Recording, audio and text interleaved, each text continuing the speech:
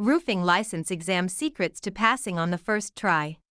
Question 1. What is the minimum slope required for standard asphalt shingles? 212, 112, 412, 0.5:12. Asphalt shingles generally require a minimum slope of 212. Slopes between 212 and 412 require special underlayment procedures.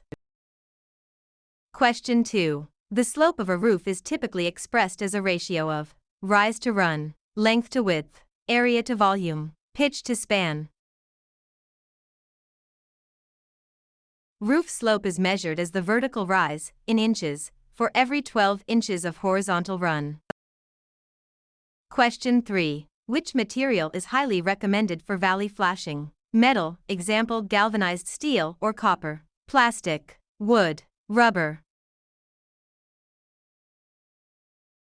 Metal flashing is highly durable and resilient against the concentrated water flow found in roof valleys. Question 4. Which fastener is recommended for installing asphalt shingles? Galvanized roofing nails, wood screws, staples, finish nails. Corrosion-resistant, galvanized steel roofing nails with a large head are standard and required by most codes. Question 5. The horizontal edge of a roof that overhangs the exterior wall is the eave, rake, ridge, fascia. The eave is the lower, horizontal overhang of a roof, while the rake is the sloped edge. Question 6. In built-up roofing, BUR, what provides the waterproofing? Bitumen, asphalt or coal tar, fiberglass plies, gravel surfacing, insulation board.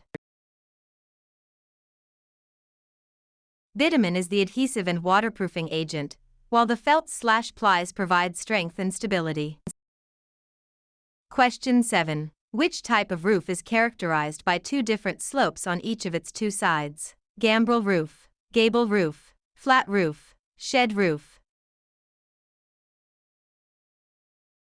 A gambrel roof, often seen on barns, has two slopes on each side, the lower slope being steeper than the upper. Question 8. When installing a drip edge on the rake, how should it be placed? Over the underlayment, under the underlayment, over the shingles, under the fascia. On the rake, sloped edges, the drip edge is installed over the underlayment to prevent wind-driven rain from getting underneath. Question 9. What is the primary function of roof flashing? To prevent water infiltration at joints, to add structural support, to improve ventilation, to enhance aesthetics. Flashing directs water away from vulnerable areas like valleys, chimneys, and wall intersections. Question 10. Blistering on built-up roofs is generally caused by trapped moisture or air within the layers, too many layers of felt, excessive gravel, using copper flashing.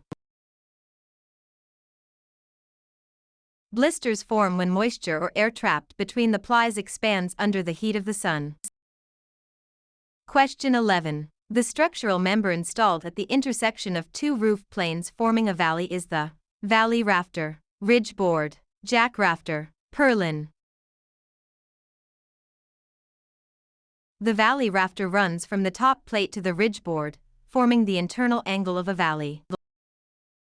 Question 12. What is the purpose of crickets or saddles on a roof? To divert water around large penetrations like chimneys, to anchor the trusses, to provide a walking path, to hold snow in place. Crickets are peaked roof structures designed to shed water and debris away from the high side of a chimney or skylight. Question 13. A roof with four sloping sides is called a hip roof, gable roof, mansard roof, gambrel roof.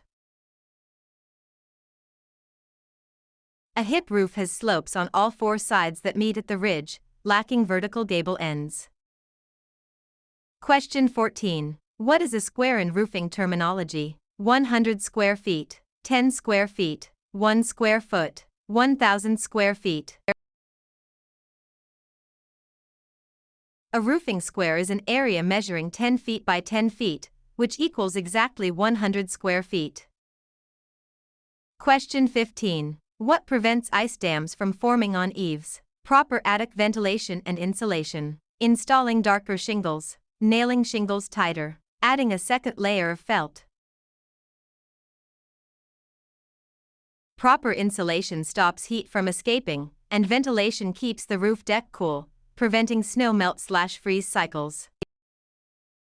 Question 16. How many nails are typically required per standard 3-tab shingle in normal conditions? 4 nails, 2 nails, 6 nails, 8 nails. Standard installation requires 4 nails per shingle, located just below the sealant strip, though high wind areas require 6.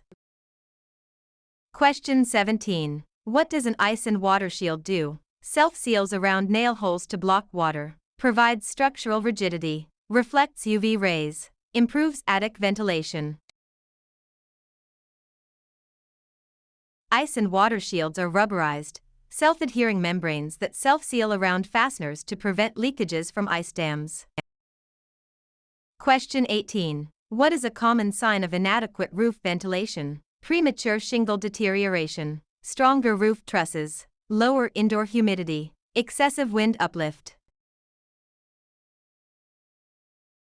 Poor ventilation traps heat and moisture, which bakes shingles from below and causes them to blister or curl prematurely.